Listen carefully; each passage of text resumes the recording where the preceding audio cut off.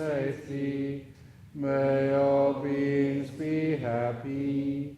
Whatever living beings there may be, whether they are weak or strong, omitting none, the great or the mighty, medium, short or small, the seen and the unseen, those living near and far away, those born and to be born, may all beings be happy. Let none deceive another, or despise any being in any state. Let none through anger or ill will wish harm upon another, even as a mother protects with her life her child, her only child, so with a boundless heart should one cherish all living beings, radiating kindness over the entire world, spreading upwards to the skies and downwards to the depths, outwards and unbounded, free from hatred and ill will, whether standing or walking, seated or lying down, free from drowsiness. One should sustain this recollection. This is said to be the sublime abiding, by not holding to false views, the pure-hearted one, having clarity of vision, being free from all sense desires, is not born again into this world. Sadhu, sadhu, sadhu.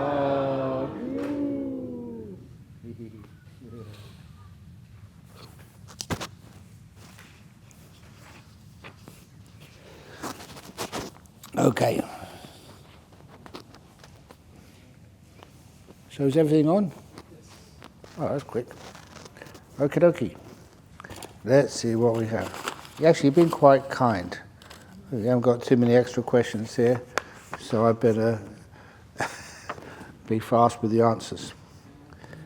Dear Ajahn, form, experience, perceptions, volitional formations, or will and consciousness. Can it be form, experience, perception, consciousness, will, volitional formations? Thank you, Ajahn, for the teaching. Oh, we've got consciousness before will in this one.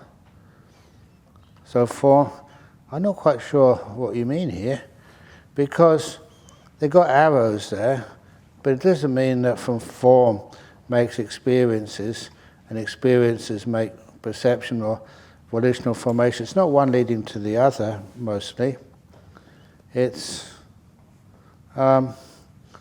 just, these are five things. And of course, you have to have consciousness as to have experiences and to have perceptions. Form, you can have form without anybody knowing form. That was one of the there I go again, stories. What is experience and form? How do they interrelate? And we have, this was in quantum physics, Schrödinger's cat. Erwin Schrödinger, he was German by nationality, and he was alive during the Second World War, and after the Second World War finished, they interrogated him because they thought he was trying to build an atomic bomb. but actually he was very anti the Nazi party, and he was actually stayed in Germany to stymie it, to make sure it didn't happen. But anyway, he was one of my heroes, because Schrödinger also, Schrödinger, but also Schrödinger made this wonderful experiment. He never carried it out. It was called a thought experiment. And the thought experiment was putting his cat in a box. And in the box, there was a cyanide capsule.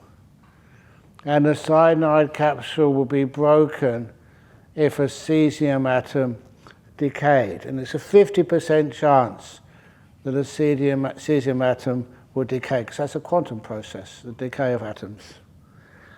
And he asked the question, he said, before you open the box, is the cat alive or is the cat dead?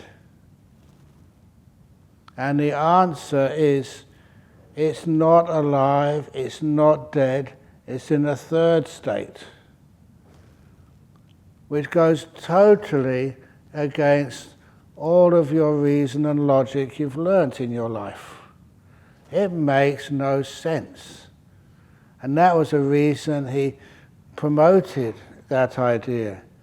Because according to the physics, it does make sense. The problem is that much of how we look at life is not up to date with our modern research. Good example of this. Here we go again. More stories. We have time. We have space. The Buddha talks a lot about that. What about space? I always wondered this. If you could travel fast enough and go to the edge of the universe, because all scientists know this universe is only got a certain volume to it. It's not infinite in volume. There was a great philosopher called Obler, O-B-L-E-R, Obler's paradox, and he proved very simply that the universe cannot be infinite. If it was, there'd be just too much energy in it. But anyhow, most scientists agree on that. So we all agree that it's not that big. How long since the Big Bang? Sorry?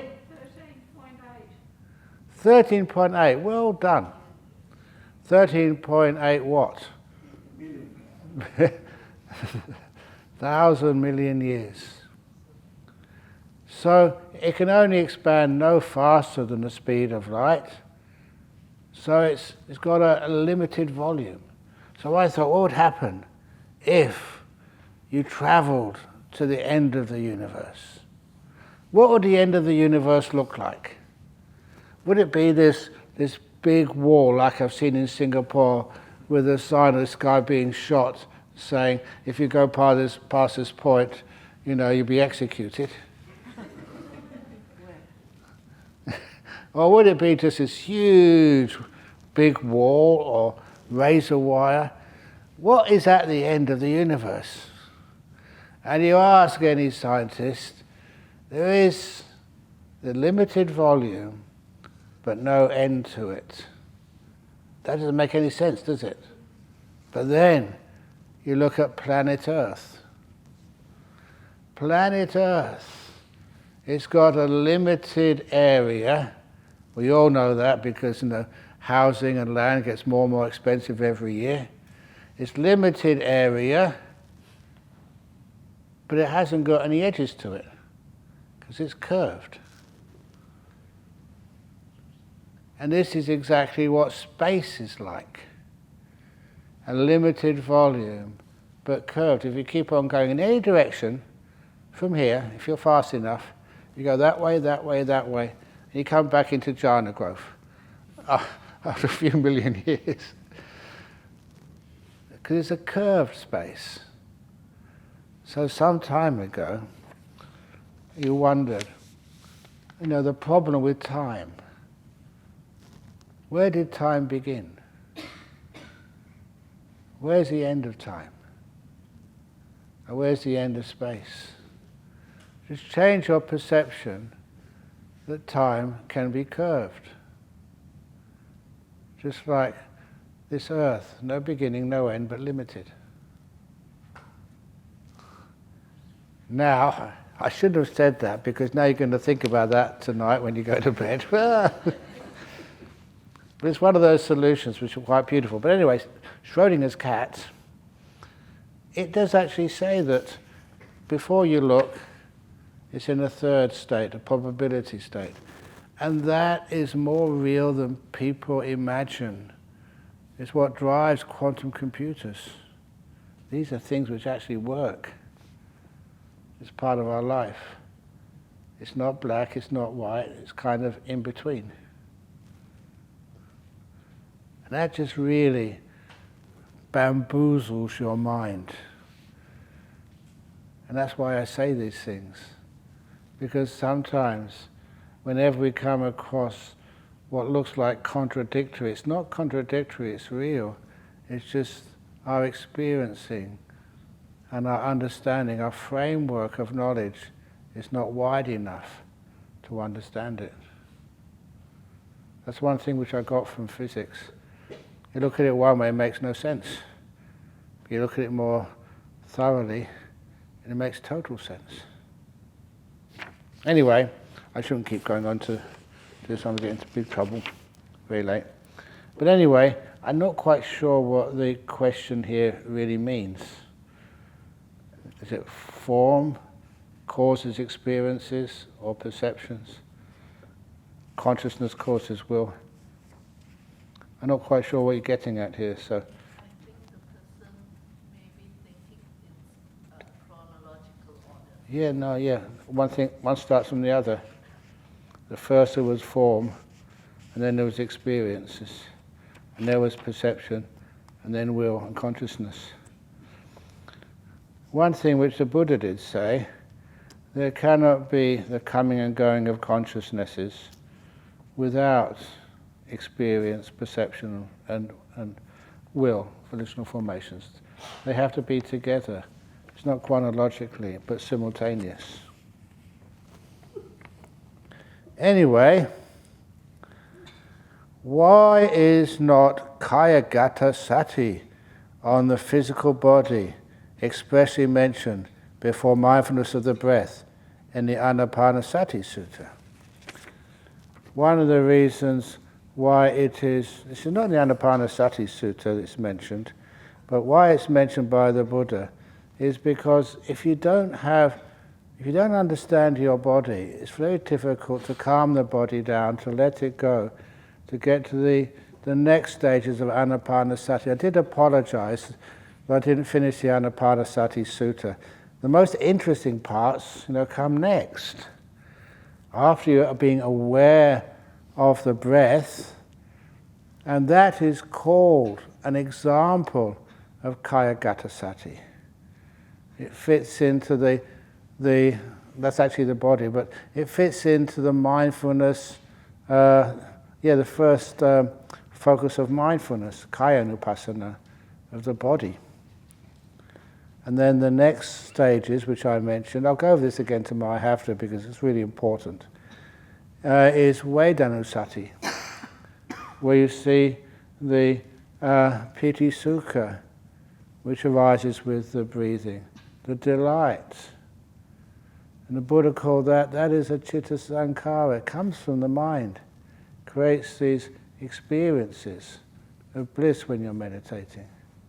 It's not a bodily expression. The breath is never beautiful. It's the way you experience it becomes beautiful. That's where the joy and happiness of meditation come from. And so once you've done body awareness, that is of your physical body, that does mean that you can relax the body, and it becomes a good vehicle for doing anapanasati. Does that make sense? Am I getting the question right? Whoever wrote it? Okay. But that's a consistent thing the Buddha says. Do the Kayagata Sati first on the body or physical body. Get that in reasonable good shape, and it's easy to do the breath meditation. Ajahn Brahm, what is your favourite food? I never wrote this. Do you miss any European food? Fish and chips, vegetarian food, spaghetti without ice cream on top. My favourite food is pure food. And pure food is what is given with a pure heart. You laughed. And it's beautiful, yeah. Because it's actually just not what's in the food, or not what it is, but how it's given. And I always think that's a beautiful expression of, just what is a pure gift. It's just the purity is not in the food. The purity is actually in the intention of the owner, of the donor. That's what makes it pure. And look, many of you, offer food to the monks. Many of you offer tea and condensed milk. Is that bad for my health? Are you kidding me? If you've got a pure heart when you're offering, in an amazing way that purifies the food. Whatever it is. Anyway, next questions, quick questions. And I did mention, when I was in Thailand, I think I can mention the story, it's not that many here. When I was in Thailand, sometimes when you're eating rice, sticky rice, and all these curries made of things which crawl on the floor, on the ground, that, you have these amazing curries, sometimes ant curries. When you first have an ant curry, you think the ants must have got it in the pot and they didn't notice it. No. Once we had in northeast Thailand, rotten fish curry. That was every day, rotten fish curry. And it was rotten fish.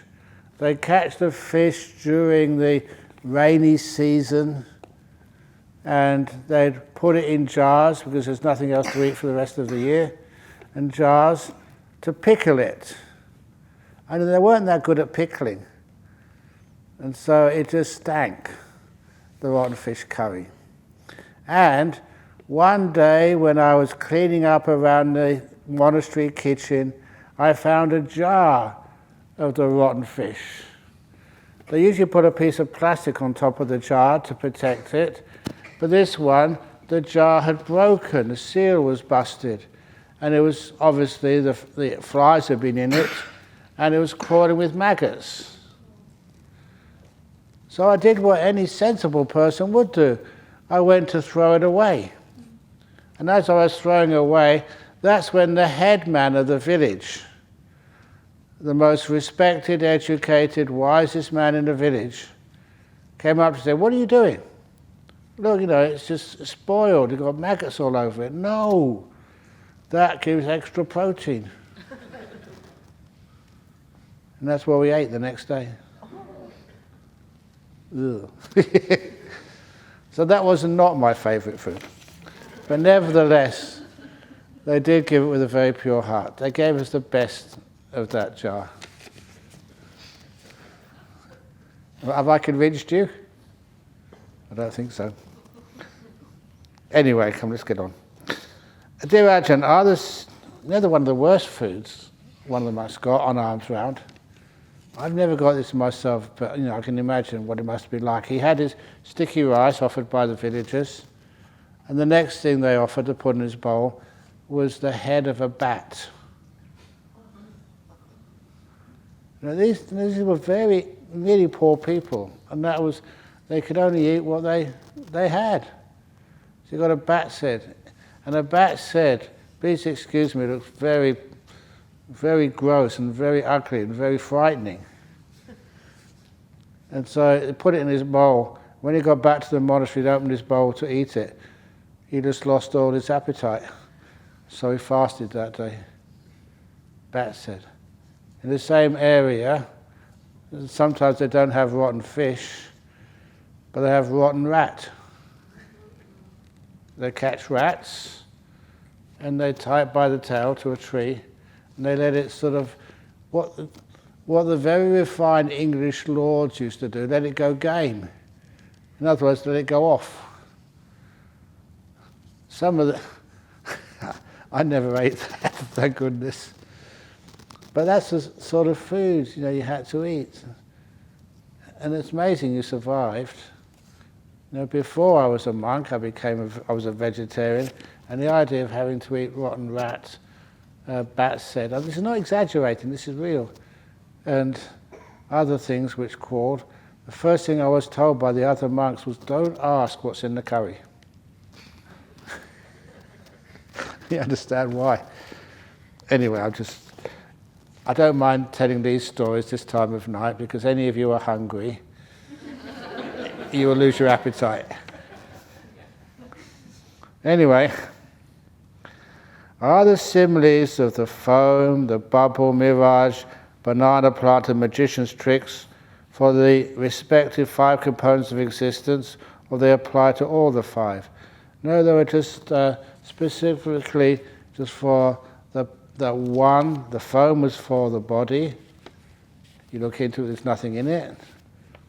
And the bubble was for experience, because real experience, it just comes and goes very quickly. It never lasts that long. Pleasures are like poppies spread.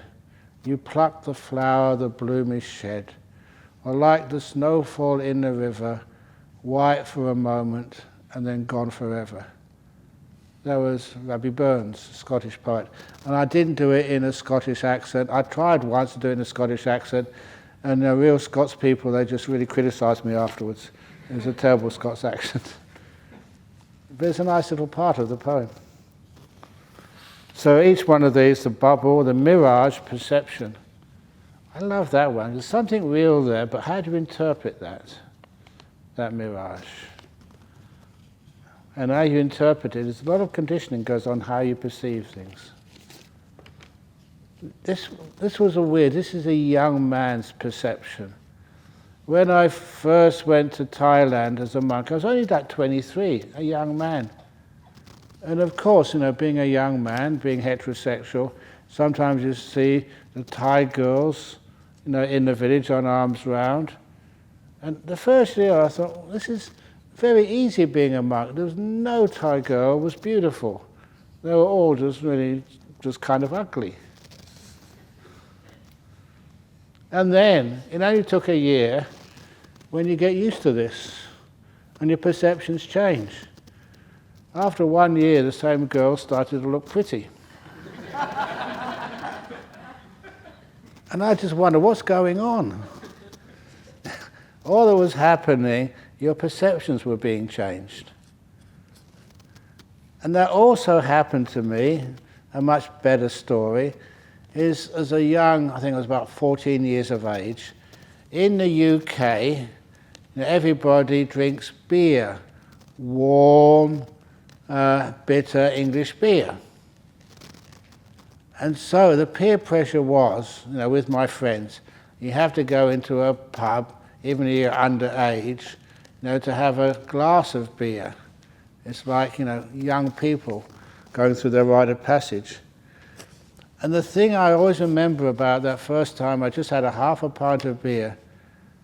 I was wondering, what on earth is the big fuss and bother about? This really tastes awful. It wasn't delicious or delightful at all. And I thought, this is very easy not to have to drink beer in my life, because I didn't like it. But after 6 months, my perception changed, and I really loved it. And after I thought, why, what's going on? Did I get it wrong at first? No, the peer pressure changed my perceptions. I had to like it. And so the perceptions changed. And it was delicious. Anyway, so that the mirage, the banana plant, of course they call it plantain in the sutras, but it's like a banana plant. That is especially for sankharas in the will. And the magician's trick was especially for consciousnesses.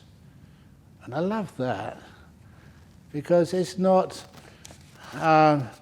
exaggerating the importance of consciousnesses. It's just a magician's trick.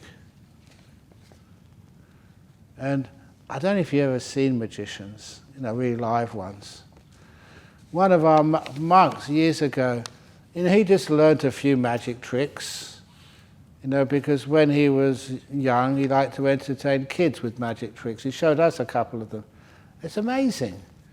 He just had some piece of paper and he was just folding it this way and that way, and then it disappeared. I thought, wow, that's really neat. How'd you do that? You got psychic powers? He said, no, just stand back a little bit. And we looked at him at a distance. What he was doing is folding it and then throwing it that way. And you didn't see him throw it away. He was so close, you were looking for something else. It deceived you. So sometimes, once you know how the trick is done by a magician, you can see it every time. When you don't know, that's when you get fooled. Okay, one more time. Where'd that go? So that's magician. Dear Ajahn, after Ajahn Brahm told you the story, did you see the elephant? What happened? It was Ajahn Brahm, who was his name. And he lived in this monastery, Putalk. I think it must have been the center of a volcano, because it was just like a top hat sticking out of the ground, really tall. And when people actually made the little roadways or pathways to get to the top, and quite a few people died on that. But he was a really interesting monk. So to see the elephant, I went to see the elephant, but by that time the elephant had disappeared and gone somewhere else. But you did see the huts which some monks had built, some time before. They'd all been flattened, like they'd been run over by not a bulldozer, by, what was that? Steamroller. The elephants must have kept jumping on them to flatten them like that. So the elephants didn't like anybody building any huts there. But I remember that place. It was called Doisanan. And it was a beautiful place. It had a huge lake, and waterfalls, and caves, and underground waterfalls as well. You go in the cave and see these beautiful waterfalls, and a large amount of water under the ground. I'm not sure what's happened to it now, but I'm sure it's a resort. It was just too beautiful. And the forest, I remember it was the last piece of virgin rainforest in the northeast of Thailand. And so when you walked into it, there was always some sort of fragrance of something was in blossom or in flower. It was scented, it was cool, and on the ground you could see the elephant and the tiger droppings. There was many of them over there, but I never saw them come into the monastery. It was a beautiful place. Okay, yeah. So that's actually, when I went there, I was disappointed the elephant never showed up. I'll tell you one of the other stories, not elephants, but when I was on my Dutanga, that's, when you go wandering just with everything you have carried on your back. I was staying in another monastery in central Thailand, and I was going from that monastery into Sakonnakhon, about 2 days' walk. So I asked the abbot of this monastery, Ajahn Sawat, his name was, is there a cave around halfway, so I can stay the night in a cave? I love caves. And he looked at me and said, yes, there's a cave halfway, but be careful, because there is a ghost in that cave. And the ghost is, quite aggressive. And many monks have actually gone crazy in that cave. And I thought, yes! She said, as long as you have good meditation and meditate, you'll be fine. So I thought, I want to check out a real Thai ghost. And this is one of these holy monks who have said there is one there. So I said, I'm going to find out.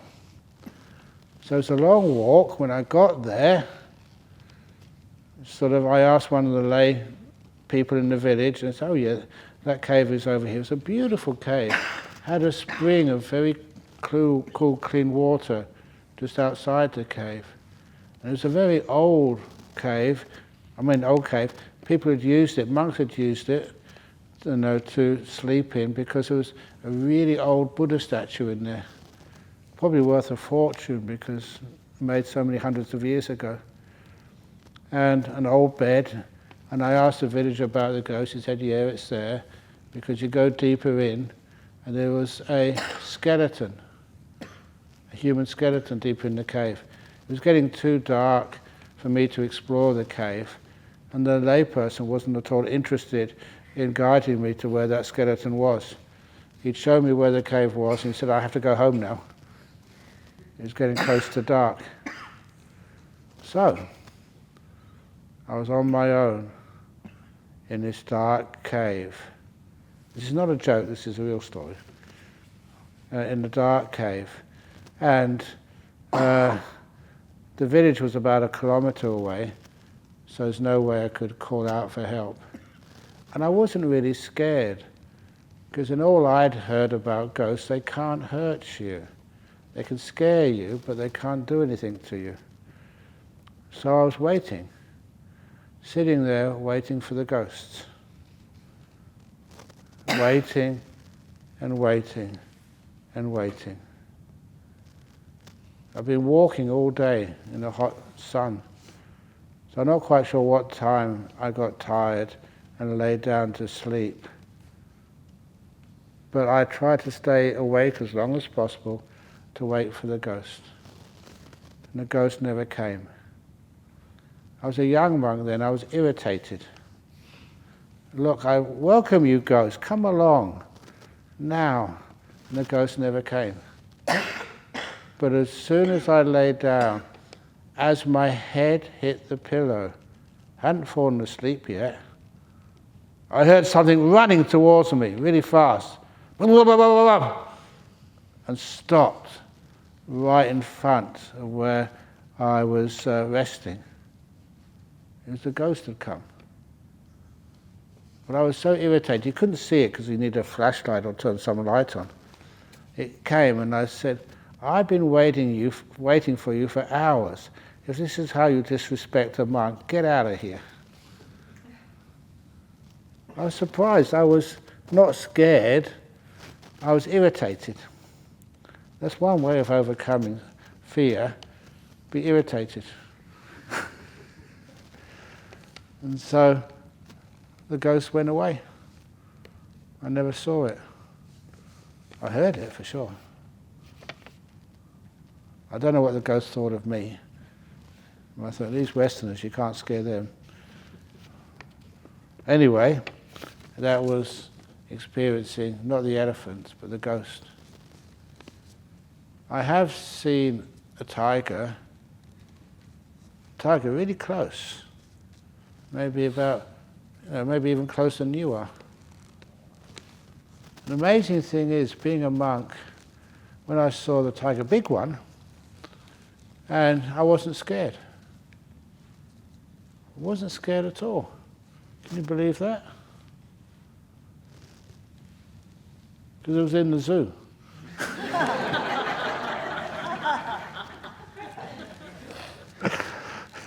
Sorry.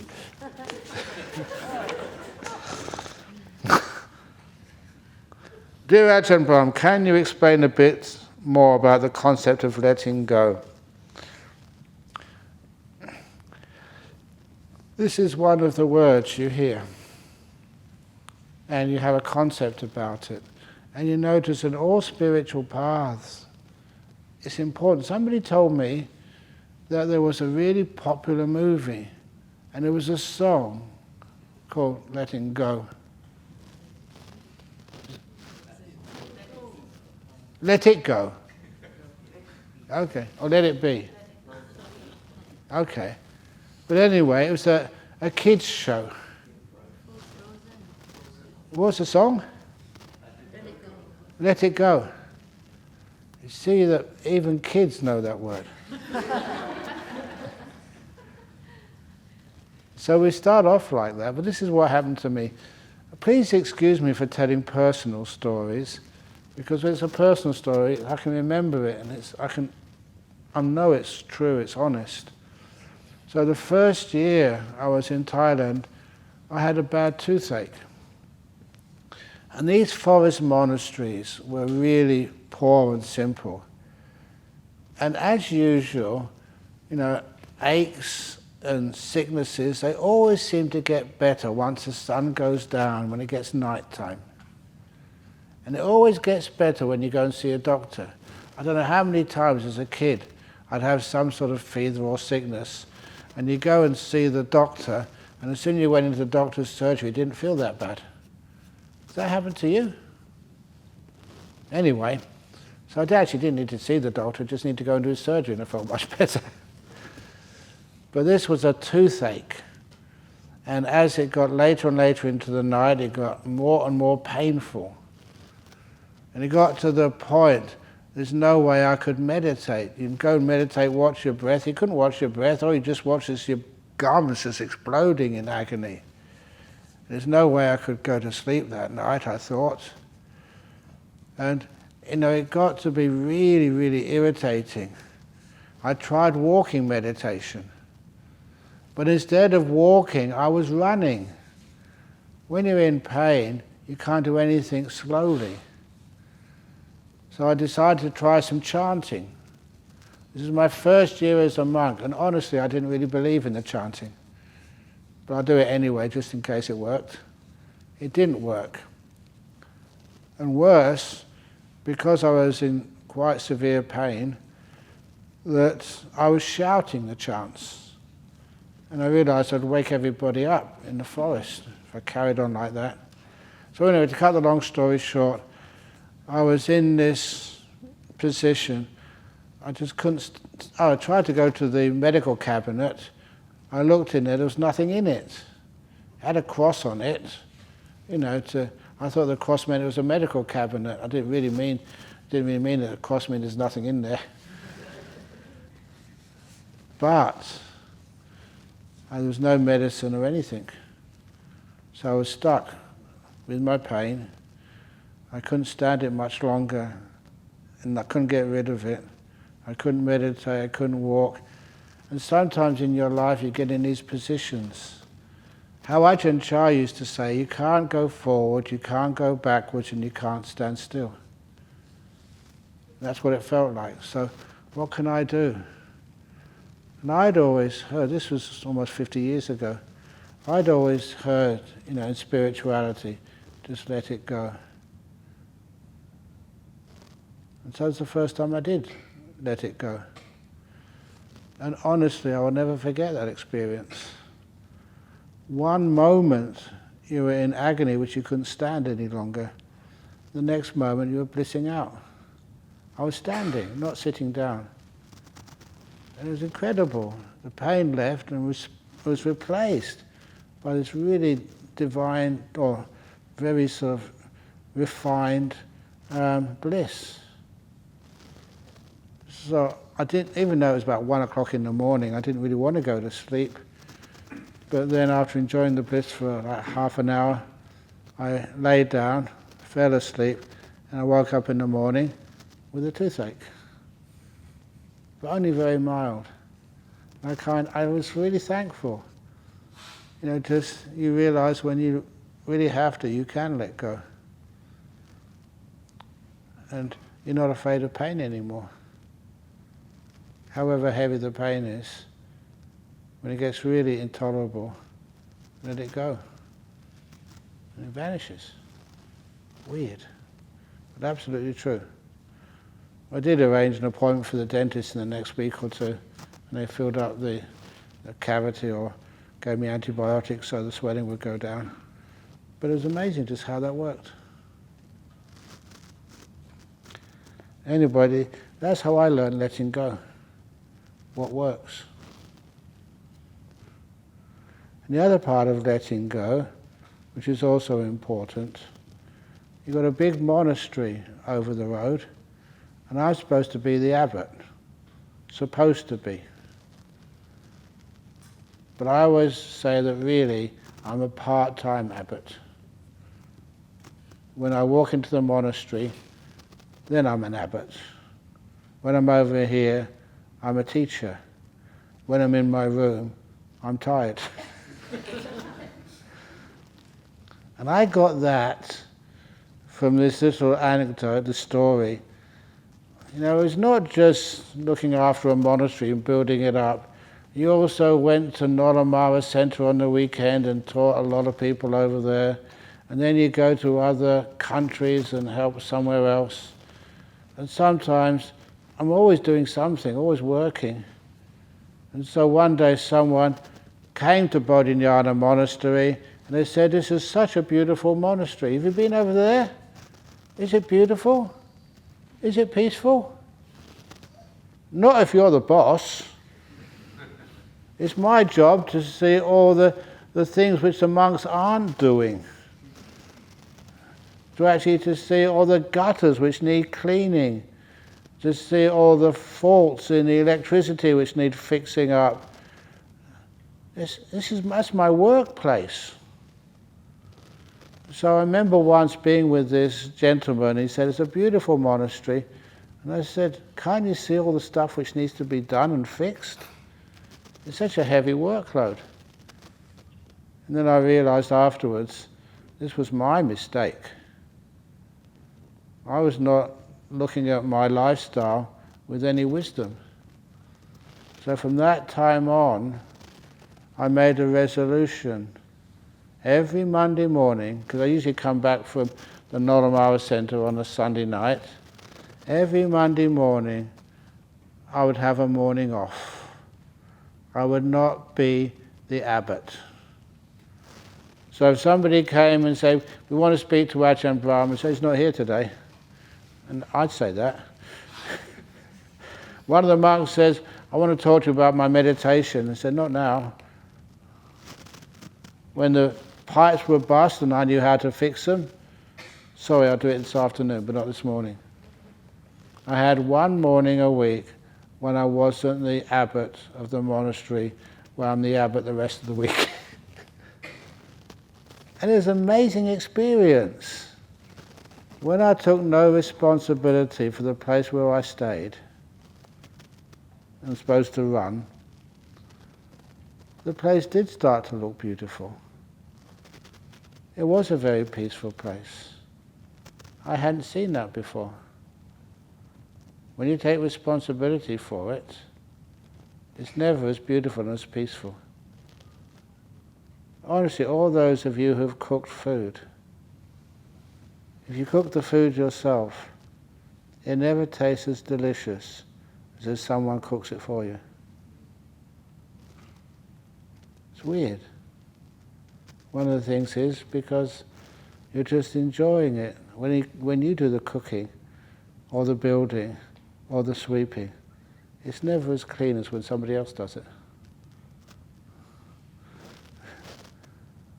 And this is one of the reasons why I realized the benefits of being irresponsible for one morning a week. That's not much, just one morning a week, crikey. And your home, your garden, your little apartment.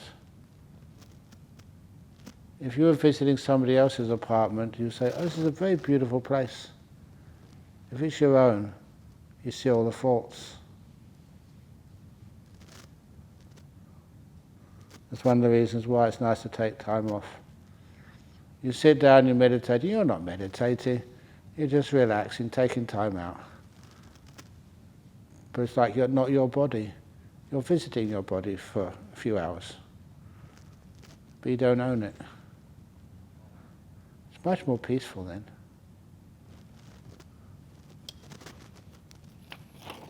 But anyway, little by little you learn what letting go is. You try this and try that, and you find out what works, and how fantastic that sort of concept can be. Dear Ajahn, I stayed with my murky, dull nimitta for a while, but it didn't get brighter. I thought I was scared or too excited, but maybe it didn't. I thought I said this before, I think. But to make it be deeper down, I don't think I deserve a deeper meditation because I have not been keeping my precepts. Or do I really deserve it? Am I good enough? Of course you are good enough. I mentioned when I talked about nimittas in Malaysia many years ago to the BGF. I was giving a retreat there. And my attendant asked to have a special interview with me after that talk. And I asked him why. He was really concerned. And he said, I'm your attendant, but I get nimittas, but they're always dirty and murky and stained, just like a white cloth which has been dragged through the mud. And you just told me that it's often because of bad precepts. And I confess, Ajahn Brahm, I don't think I deserve to be your attendant. I've broken my precepts too many times over the last week. Just like your question. And I told him, look, that's true. Your precepts does affect, your meditation. But I'm kind of an expert on this. I'll tell you about the loophole. I don't know if I should, but I always do. Because even if you have broken precepts, you see the nimitta which is murky or dull or like a dirty rag, you can still get beautiful nimittas and deep meditation out of that. This is how you do it. You see the piece of paper like dirty things on it or whatever, it's not pure white. But in here, in the whole picture of this piece of paper with writing on it, you can look at part of it, just this bit over here, which is clean, it's got nothing on it. I told my attendant, please look at the most beautiful part of that nimitta, the cleanest, purest part. The rest may be really dirty. There's always a part of it which is the purest. Don't go looking for the two bad bricks. Look for the beautiful bricks in the wall, in your nimitta. When you do that, you see the beautiful part. It's like you do zoom in on it. It's amazing how many people are paying attention. It must be you've been breaking your precepts too. You were really interested in this. Okay, so you're not totally pure. So who is? You're doing your best, you're kind, you're trying the best. But anyway, you look at the most beautiful part of the nimitta, you zoom in on it, and you find that pure part, the clean part, expands and fills your mind. And then you look for the most beautiful part of that. That expands and fills the mind. And the most beautiful part of the most beautiful part of the most beautiful part of the most beautiful part. And soon you have these incredible nimittas. You deserve it, don't deserve it, don't worry about that. See what the beautiful nimittas are. They will encourage your virtue to be better because you have so much more happiness, so much more joy and peace in your heart. After these nimittas, you get what we call the afterglow. When you come out of meditation, you're really happy. And they say that nothing can upset you. This is the two qualities, the Nalakapana Sutta, arati and tandi disappear. Those mean arati means discontent, and tandi means weariness. Do you experience weariness sometimes on this retreat? Ajahn Brahm is telling the same old stories again and again and again. I want to go to bed. Or, you get bored, the meditation's not working as you expect it, and you go, ugh. Once the meditation does work and you have some nimittas coming up and the hindrances start to disappear, it's not just the hindrances go, but also this discontent and weariness goes. You're energized. And that's why sometimes, when people get nimittas and I want to test them, I just tell them, look, I'm sorry, but Polish women can't get nimittas. And see your reaction. And if you go, what? You can't say that, Ajahn Brahm. If you react with discontent, I realise that wasn't a nimitta after all.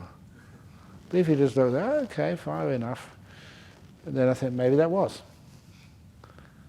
You can't be upset when you have the beautiful, powerful mind states of nimittas. So that's one of the other things which disappears. So what happens if you have a nimitta and it's murky and dull and whatever, doesn't matter, find the most beautiful part of it. You do deserve it. Of course, everybody deserves happiness. Don't keep punishing yourself and thinking about the 2 bad bricks in the wall. Did I talk about the 70% rule? I did in one of the interviews. This is like an example of the 2 bad bricks, but takes it deeper and more interesting, I think anyway. When I was a school teacher, I had to set exams in maths. And so when I set exams, I didn't know how to set an exam. So I asked someone else for some advice. And they say, try and aim it so the average score is about 70%. Because if you make it too hard, so the average score is 40% or 30%, it's not the student's fault, it's just you set the questions too hard. But what will happen is your students will lose motivation. They'll come away thinking they can't do maths.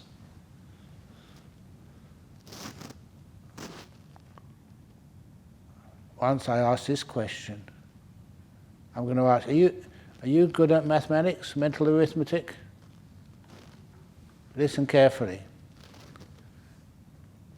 26 sheep in a field, 10 die. How many survive? If you've heard it before, be quiet. 26 sheep in a field, 10 die. How many survive? How many think 16? Put your hand up if you think 16, be honest. You're all wrong. Thank you for saying that, Nicholas, because you've heard it so many times. 26 sheep in a field, 10 die. How many survive? How many think 10? Many of you have heard this before. The answer is 10. That's the correct answer. 26 sheep in a field. Everybody here is 26. I said 26. So, you got something, yeah? No? Okay. So anyhow, you make maths interesting and people think they can do it. But anyway, if you make it too hard, they will think they can't do it. If you make it too easy, so everyone gets 10 out of 10, 9 out of 10 or something, it's a useless exam. And they told me this, and it was just so important. Where people make mistakes, that's nothing to do with the student, but everything to do with the teacher. That's where I get feedback on what they haven't learned properly, what I assume they understood, but they hadn't. So that 3 out of 10 where they make mistakes, if it's 70%, I look at that, and that's my next lessons, that's what I teach. And I thought, it's a lovely reflection about life. If you're always 100%, you may think it's very comfortable, but you never learn anything. The same, if you've got a partner in life who's 100%. Separate, divorce him. It's a pain in the butt. 70% is just nice. It's pretty good, you have a wonderful time together, but the 30% where you irritate one another, that's the place where you learn and grow. If you were so perfect, it wouldn't really be much of a purpose for a relationship. It's there for you to grow and understand, and become a better woman, a better man. It's that 30% where there's mistakes, that's where you learn. I thought it's a wonderful thing about life. All the monks in Bodhinyana monastery, so they're not perfect. And where they fail, that's where they learn and grow, become better monks. If you think I'm a good teacher, you ask Angie Monksfield. She used to be known, now Jimling Chu. Because when she first came here years ago, she was very inspired by my teachings. So she came and stayed in Bodhinyana monastery for a little while, asked her to go into the library, and she got some of the earliest talks that I gave, about almost 40 years ago. And she came up and said, I just listened to this talk you gave about 40 years ago. It's terrible! And she said that with a big smile on her face. And I said, of course. That's why I started learning how to give Dhamma talks. You weren't born with the gift of giving Dhamma talks. You learn. You grow. Little by little, the 70%, the 30% where you're weak, you learn from, grow, and become a better from. So when she told me that, I just burst out laughing and said, thank you. She said, you don't need to be ashamed because you know that you give much better talks these days. Same old jokes, but better talks.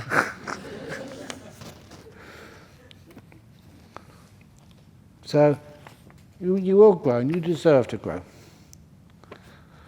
While watching the breath, it becomes holding it. Then the pain arise. After that, I stop the meditation. Now the pain stay. How to reset it? Please, when you are meditating, you never hold the breath. When whatever's in front of the mind right now is the most important object. That's what you watch. You don't choose what to watch. Now is the most important time. The thing in front of you is the most important thing in the whole world. And you look upon it with this wonderful sense of care. Open the door of your heart to whatever's in front of you right now. Even if it's unpleasant, it's an anger-eating monster has come to visit you. You give it anger, get out of here, don't hurt so much. It gets worse. Welcome it, care for it, and you'll be surprised how it fades away. So, you never watch the breath and hold it. If the breath wants to go, let it go. One of the important stories, over in Thailand, during the hot weather, the villagers would always take the water buffalo out to graze in the fields. It was a nice, easy job.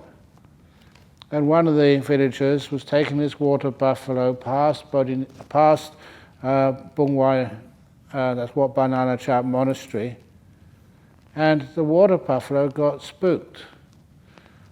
At that time I never knew why, but this was like a jungle, like a rainforest, and lots of water buffaloes would get eaten by tigers. What color is a tiger? This color. So when those water buffaloes see monks in a monastery, they get scared. Their eyesight is not that good. And so when they get scared, their head goes up. And if you see the water buffalo with his head gone up, you become scarce. You get behind a tree or something because they might charge. Water buffaloes charged me a couple of times.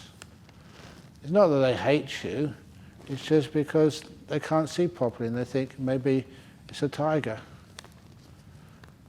So that's what happened. This water buffalo must have seen something which spooked it in the forest and started running off. And the owner of the water buffalo just had a small string around the water buffalo's neck and tried to stop the water buffalo. It's a very stupid thing to do. What's stronger, a man or a water buffalo? Of course. So the string wound around the man's finger and pulled the top of his finger off. So he came into monastery with half a finger and lots of blood everywhere. He wasn't too much in pain because I think just the shock had just had secreted, what is it, adrenaline or what? Well, anyway, just takes away the pain for a while. So we took him into the hospital and got him patched up. He just got 2/3 of a finger these days. But we always mention that as a simile. Which is stronger, you or your mind? So if your mind wants to run off you go. Don't try and stop it. And water buffalo, they only go maybe a couple of 100 meters down the road and then they stop. You can just walk after it and the water buffalo will let you take it again. That's just like the mind. You try and control it and stop it without understanding it, you get a lot of injuries, emotional injuries. You let it go, it wants to go off, okay, off you go. And then you can walk after it. And that was, I'm almost finished. That was like the story, there was a story in Perth, but then the Buddhist Fellowship sponsored a lady to go over to UK to do a psychology degree, to become a counsellor. She came and stayed here for a while. And I told her this story about this mother in Perth. Her kid, about 5 or 6 years of age, had a tantrum. They were just home together, and the son said, "Mummy, I do not love you anymore. I'm leaving home." 5 or 6 years of age kid. What would you do? You may think this, but this actual mother actually did it. She said, "Okay, if you want to leave home, I'll help you pack." And that's what the mother did. Helped her 5 or 6 year old pack a little suitcase and all the important things in life, like the Spider-Man costume, lucky underpants. And then the mother said, "Look, you're going to get hungry soon, so what would you like to eat for lunch?" And so the mother made the kids' favourite sandwiches, put it in a brown paper bag, and then said goodbye to her 6-year-old at the door. "Bye-bye, son, have a wonderful life, don't forget to write." And off the kid went, the first time in its life, left home. And the mother just let it. What do you think happened to the kid? He went to the garden gate, opened it, turned left. He'd only gone about 100 meters down the road and felt terribly homesick. Turned around, walked back, and the mother was still waiting for him. "Welcome home, darling." She was so kind to the kid. Who would want to leave a mother like that? And when I was saying that story, the lady from the Buddhist Fellowship, she was being so disrespectful to me. She was rolling on the floor in front of me, up in the Dharna Sala in Bodhinyana. That's where we have our lunch, laughing her head off. I said, why are you acting like that? And then she said, "None of you do that, roll over on the floor and laugh." She did. And she said, "You wouldn't believe it, but almost exactly the same thing happened to me." In one of the apartment blocks in Singapore, had a similar argument with my mum. She was really upset at me, and so I said, "Mum, I don't love you any longer, I'm going to leave home." And Mother helped me pack. But she never gave me a sandwich. She gave me a $20 note, buy your own lunch. And she went in the elevator and pressed the ground floor button. By the time she got to the ground floor, that's when she was terribly, terribly homesick. And so pressed the button where her apartment was, and the mother hadn't moved. Welcome home, darling. I kind of like that story. What it means is your mind, if it wants to go off you go. Pack its bags, give it a sandwich or a $20 note, metaphorically. You're such a kind mother, a kind guardian, that your mind will come straight back to you pretty quickly.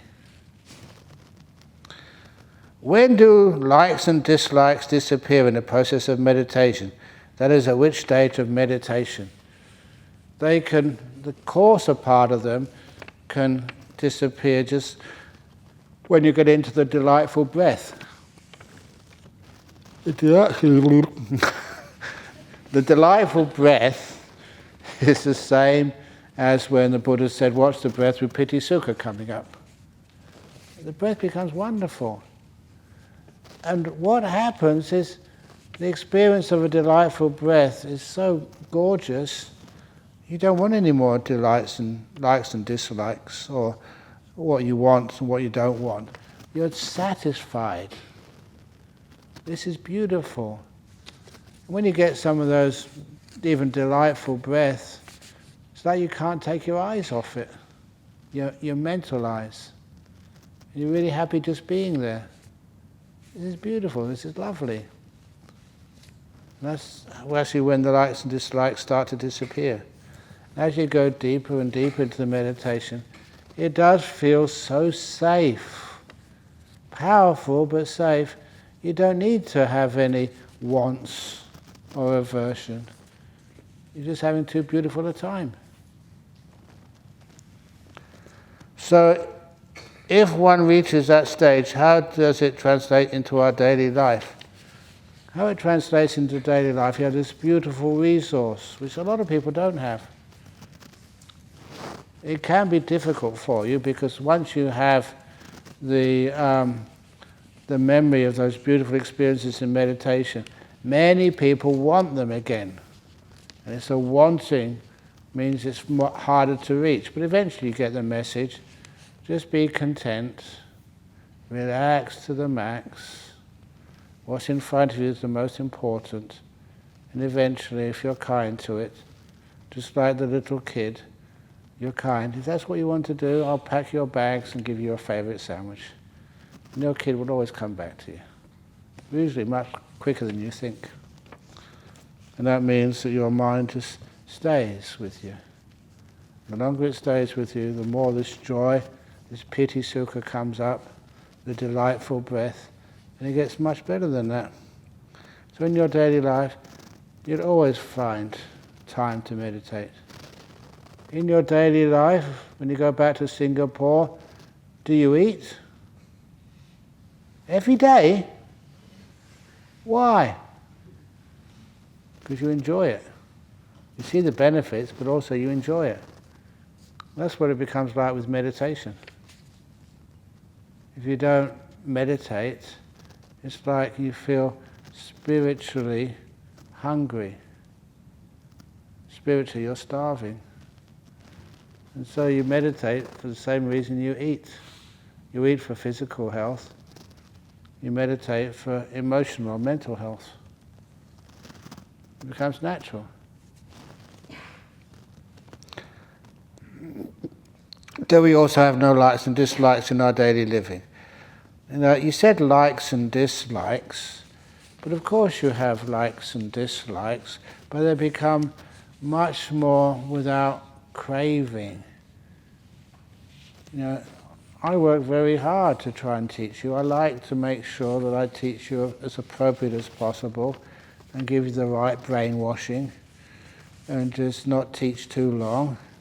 I dislike doing that. But you do that because not any self-involved, but out of loving kindness for everybody.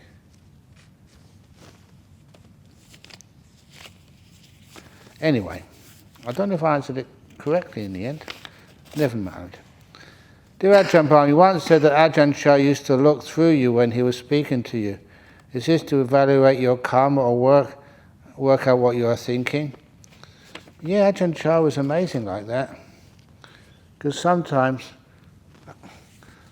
when I first got confidence and faith in Ajahn Chah, was when I first went to see him. We were doing some work, making these baskets, for his mother's funeral. And he came up to me and said, "Oh, that's a lovely basket." And I looked at it and he said, "Who's he trying to fool?" Because it wasn't a lovely basket. And I said, "Look, if you're trying to flatter me to get me to stay here, no way." I kind of was losing my faith in him. But then as I was making another basket, one of the other visitors to the monastery was asking these questions of Ajahn Chah. And somebody was translating them for Ajahn Chah. Ajahn Chah was answering them in Thai, and then was translated back. And when Ajahn Chah's answer was translated back, I was like, overhearing, that that's nothing to do with the question that monk had asked, or that visitor had asked. But it was very much what I was thinking. Ajahn Chah was answering the questions I was thinking, not the questions he was being asked. So just to test out, I thought of another Dhamma question. Just thought of it, never spoke it. And then this other visiting monk, he asked a second question, translated. When the Ajahn Chah's answer was translated back, it was a lovely answer to my question. So I did a third, fourth, fifth or sixth question. And all the time, whatever I thought, Ajahn Chah was answering my questions. And so afterwards I asked this monk, I said, "What do you think of Ajahn Chah's answers?" It was crazy, it was mad. He wasn't answering my questions at all. I said, yeah, he was answering my ones. I was the only one who knew that because I was just thinking my questions. That gave me a lot of confidence and faith. This monk was actually reading my mind. And of course later on, it became really sort of clear and obvious that, why question, and he said there's nothing. You could feel him reading your mind beforehand. Weird experience, but it was like he knew he was inside my mind, searching around.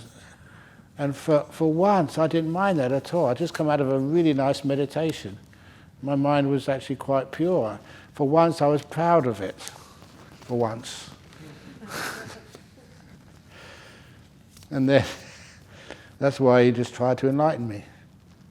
Brahma Wangso, why? Why? And I said, I don't know. And he laughed. Whenever you were stupid, Ajahn Chah never scolded you. He thought it was one of the funniest things in the world.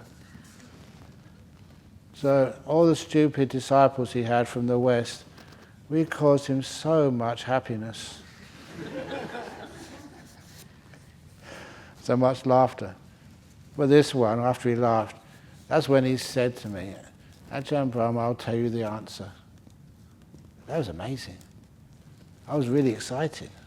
Had a really nice peaceful mind after a really deep meditation. And he said, I'll tell you the answer to the question, why? And I was really listening and grateful. And he said, the answer to the question why is there's nothing. There's nothing. And that's when he said, do you understand? And I said, just being a proud young Englishman, said, yes. And he looked at me and said, no, you don't. And that was interesting, kind of embarrassing, but beautiful times of my life with Ajahn Chah. The answer to the question, why? There's nothing. Do you understand? You think you do. That's a beautiful little exchange. Anyway, next question. What are the significance of the skeletal pictures, one sitting, one lying in the cave, in your office? Oh, the one lying in a cave. I know there's one sitting in a cave there. And that was about to be thrown away. And I said, no, I want that one. Because that monk, he was found in a cave in the north of Thailand, and there's bits of robe. If you can look carefully, there's bits of robe still sort of next to his body.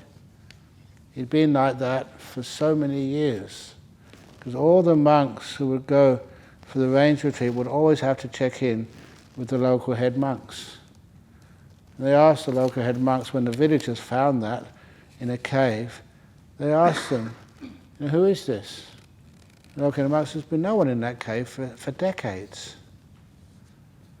So it was a monk for such a long time before, hundreds of years or something. He got in that cave, entered a meditation, and just passed away. And that's what's left. Animals hadn't disturbed it. It was just sitting in a perfect meditation posture. It never sort of disintegrated or fell over or anything. That kind of inspired me. So I asked for that photo and I got it on the shrine. That's the significance of that. Because there was a monk who just meditated until passed away and still carried on meditating. I don't know, I found that inspiring. I don't know about you. The one lying down. I forget what that one is. Dear Ajahn, I often wonder what a wonderful teacher Ajahn Chah must have been to be able to teach and have so many able Westerners to become many wonderful and competent teachers. His influence spread so widely all over the world. I understand he spoke no English, yet he can communicate Buddha's teachings to so many who did not know Thai. How? How come he could teach so many Westerners when they didn't understand Thai language? And there was once, this privy councillor of Thailand, and his daughter-in-law visited today, an old Perth girl, and Dr. Sanat. And so Dr. Sanat asked Ajahn Chah years and years and years ago, how come you got so many Western disciples? How do you teach them? And Ajahn Chah replied, teaching Westerners is easy. They're like water buffalo. You pull them this way, push them that way, until they can do it. I train them like training water buffalo. We're like water buffalo. And to a Thai, that was so funny. Dr. Sanat burst out laughing. Because Ajahn Chah can do that. It's quite disrespectful to call Westerners water buffalo. But he said that's what it's like. Put them this way, push them that. I train them just like we train water buffalo in villages. And it works. How can people train water buffalo? They can't speak water buffalo language. That's how it works. So that's how Ajahn Chah taught me. Pull me this way, push me that way, until you can do it. Eventually you learn some Thai and the local Isan language, and then that's how you learn. Anyway, this afternoon you said Nibbana is like an extinguished flame of a candle. Ajahn Brahm once said Nibbana is the highest state of happiness. If Nibbana is like an extinguished flame, how can it be the highest state of happiness? Or is the state something can't be described using ordinary human experience? Thank you, Ajahn. There was a monk called Udayin in the time of the Buddha, asked almost the same question to Sariputta. And Sariputta gave this beautiful answer. He said, it's just like when you are sick. When you are sick, are you happy? Of course not. When you overcome that sickness, when that sickness disappears, Is there happiness? And then he went from stage to stage. When you're a stream winner, only at most 6 lifetimes left here. Is there happiness? Why? Because something's disappeared, which was suffering. A once returner, a non-returner, fully enlightened. And when you've finished with enlightenment, parinibbana, when you die, pass away, the 5 khandhas disappear, is an ending of a lot of suffering. Is that happiness? And so Buddha said that's how you should understand the Buddha's teaching. Nothing left. You don't experience the happiness as a Vedana. Vedana's all ceased. Oh, what bliss. It's a different way of looking. That's one of the reasons why that one of the books which I wrote, Ajahn Brahm transcribed, is called The Art of Disappearing. It's a wonderful way of describing meditation. Not becoming a bigger monk or just a more well-known, but disappearing. And that's what happens in meditation. You start vanishing. The body starts vanishing. That's why you go into deep meditations. And in the meditation, one meditation after another, different things vanish. In the first jhana, all of the 5 senses vanish. Can't reach you. In the second jhana, your will vanishes. In the third jhana, this particular happiness, called piti, vanishes. And in the 4th jhana, the sukha vanishes. Just equanimity or contentment, deep contentment. The next thing which happens in the immaterial states, the arupas, that's where your mind starts to turn off, starts to disappear. The objects start to disappear. And with it, the mind, that which knows, slowly vanishes. And the deeper you go, the more peaceful it is. You get a much more refined idea of what happiness is.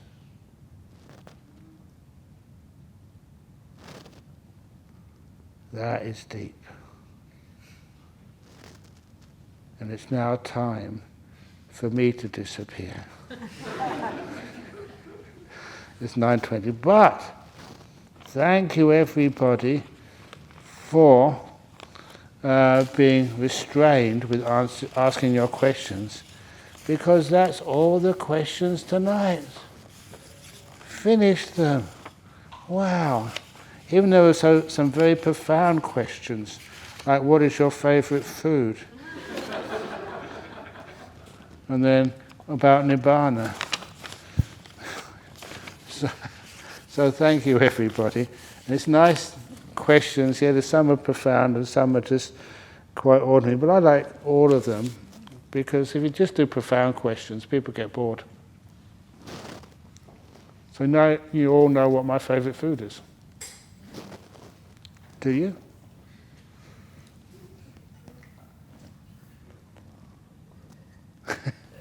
Okay, pure food with a pure heart.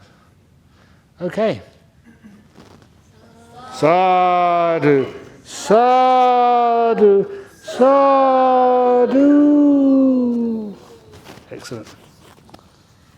You can see my favourite food is an orange. Does anyone want this orange? Sure.